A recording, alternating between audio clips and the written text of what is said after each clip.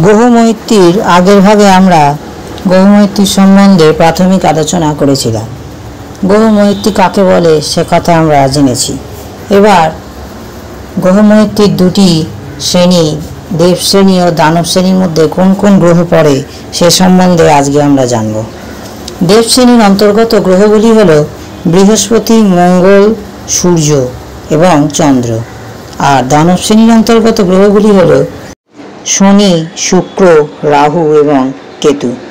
আর বুধ গ্রহটি দেব এবং দানব কোনো শ্রেণীর অন্তর্গতই বলা যায় না, কারণ বুধ গ্রহ সবার সঙ্গেই মিত্রতার সম্পর্ক বজায় রাখে, কেবলমাত্র মঙ্গল গ্রহ ও চন্দ্র ছাড়া।